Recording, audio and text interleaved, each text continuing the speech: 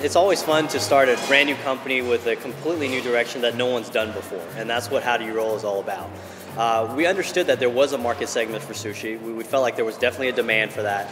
But what was interesting was no one ever gave the option over to the consumer and the customer. Meaning, when you want a sushi roll, you have to order whatever they give you, right? It's pre-made, the chef determines all that. And when we turned that world upside down by giving people choice and the ability for them to create their own roll, that's where the fun part really came into play. My family will always come out to my sushi bar and eat. One day my brother came out for lunch, and I was really busy at the moment, and I was very much asking him, hey, what do you want?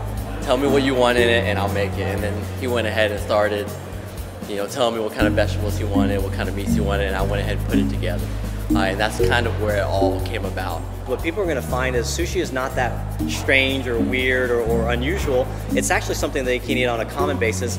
We make it affordable and we make it abundant to them so that pretty soon it's going to be as commonplace as a sub sandwich or pizza or hamburgers, that type of thing. Sushi is equated with, oh, what if there's something in there, that just doesn't really sit with me. But with this, you get to make exactly what you want, what you're comfortable with, and as you keep coming back, you can get more creative and venture out a little. Customers get to do whatever the heck they want, right? So they come in, they choose a type of wrap they want to use, whether it's seaweed or soy. They can choose brown rice versus white rice. They go in and they choose all kinds of fresh vegetables. They can get crazy with it. They can put strawberries in their rolls or throw oranges in there.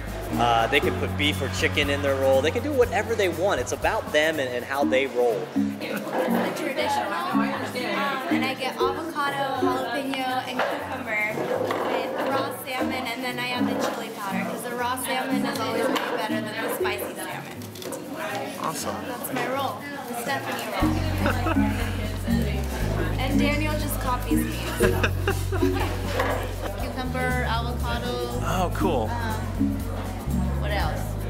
Crunch. I'm reading off the menu. It just kind of looked good on the menu. Right. It was on a little sheet of paper. Figured you'd give it a try. Special, so why not? I'm a non-traditional sushi eater, and I'll just say that. I own the place, and I don't eat sushi traditionally. I'm learning to now, but I absolutely love this place. I love the soy wraps, and I don't have to convince other people who aren't non-traditional sushi eaters either, because all I got to do is say, hey, I'm one of you. Let me just tell you what we've got. Let me suggest to you what's on the menu. And they're here addicted, and they're here every week. Probably, every other week you see them here again. We have our loyal customers who eat here 4, 5, 6 times a week. It is amazing because they realize this can be a portion of their diet that is healthy and that they can eat reasonably. There's probably at least 35–40% of the people that are coming in on a daily basis, they're still brand new, never even been here. So their response is overwhelming. As a fashion designer, I was trained to always look for what was new and upcoming. And the minute I walked in, the very first day, I knew that I was either, if this wasn't already 100 franchise or 200 store franchise, I thought it was actually. I had no idea that was the very first store. And I was just like, wow, this is it. And from then on, we pursued it, and we never really let up from then. And so we're very excited to have this store and be in construction with our second one and already looking at our lease for our third one. The processes and the systems were so ironclad that it made it easier for me to make a decision that this is what I want to get into as far as the rest of my life.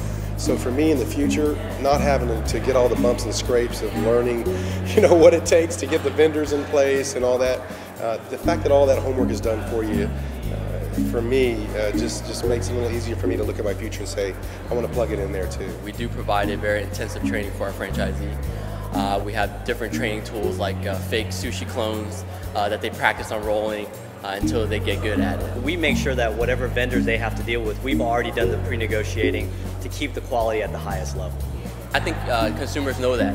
When they eat our product, I think they can tell that it's really no different from what you get at a fine dining restaurant. Every single franchisee is treated as though they're the only one there. And so that, in and of itself, that's enough to help me decide to make a decision like this for me in my future, for sure. We're just getting started. The wave's very small, but it's a great chance for somebody who wants to really create the next 20 years of their life. I just think it's amazingly neat to be on the ground floor of something so new and so different, but it is for sure its time has come. I mean, all across this country, there needs to be more healthy alternatives. Everywhere you turn, all you hear about is obesity and everything else. It's, well, it's the way we're eating and how we eat, and everything here is fresh. Most of our menu is gluten-free.